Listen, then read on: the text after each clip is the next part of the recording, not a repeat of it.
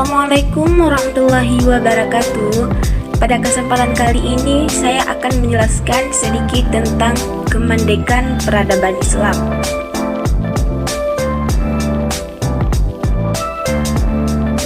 Setelah mengalami masa kemajuan yang sangat luar biasa, kekuatan politik umat Islam menunjukkan tanda-tanda kemerdekaan. Untuk kasus dinasti Abbasiyah, pertanda tersebut sesungguhnya sudah tampak sejak pertengahan abad keempat atau 10. Secara berturut-turut, pengaruh pemerintah pusat di Baghdad melemah sedemikian rupa sehingga khalifah kehilangan porsi yang sangat besar dari kekuasaannya.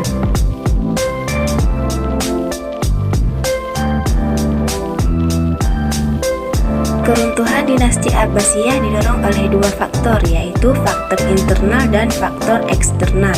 Faktor internal yaitu kegemaran hidup bermewah yang dilakukan oleh para khalifah sepeninggal Harun Rashid, kebijakan menyewa tentara bayaran dari Turki untuk mengamankan pemerintahan.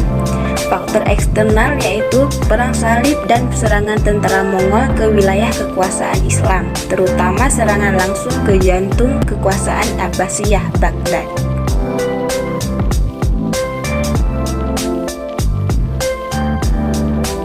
Sejak abad ke-8 atau 14, dunia Islam dan Eropa mengalami perubahan menuju arah berlawanan secara diametral.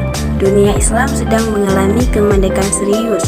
Setelah proses ini berjalan sekitar 3 abad, maka posisi komparatif kedua peradaban telah mengalami pertukaran posisi.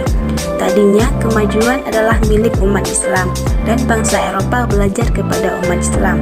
Akan tetapi sejak abad ke-11 atau 17 dan sesudahnya, kemajuan adalah milik bangsa-bangsa Eropa dan umat Islam suka atau tidak suka harus mengakui keunggulan mereka.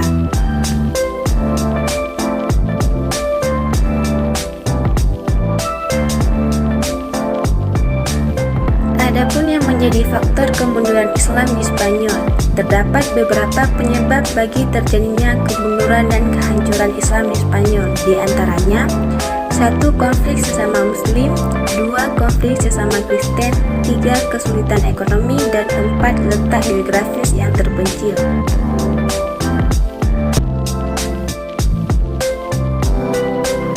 Banyak faktor yang menyebabkan kekuasaan Islam di Andalusia berakhir, di antaranya adanya khalifah-khalifah yang lemah dalam memerintah, konflik berkepanjangan dengan wilayah yang dikuasai oleh Kristen, munculnya muluk atau waif atau dinasti-dinasti kecil, dan kemerosotan ekonomi dan sistem peralihan kekuasaan yang tidak jelas.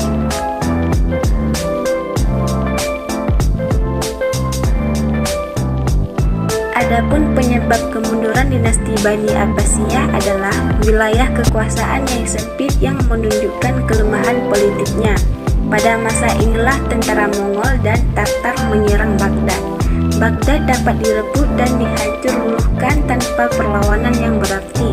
Kehancuran Baghdad akibat serangan tentara Mongol inilah awal babak baru dalam sejarah Islam yang disebut masa pertengahan, sebagaimana terlihat dalam periodisasi Khalifah Abbasiyah. Masa kemunduran dimulai sejak periode kedua.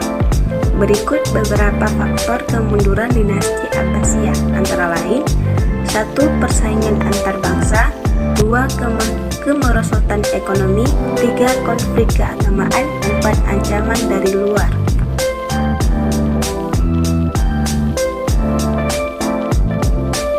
Kemerdekaan mengubah secara drastis karakteristik pendidikan Islam dari keadaannya pada masa kejayaan.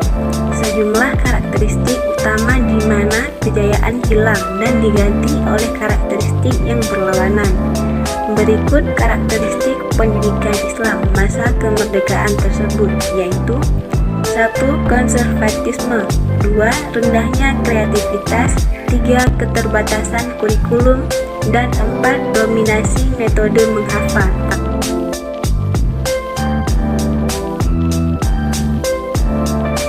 Sekian, terima kasih. Wassalamualaikum warahmatullahi wabarakatuh.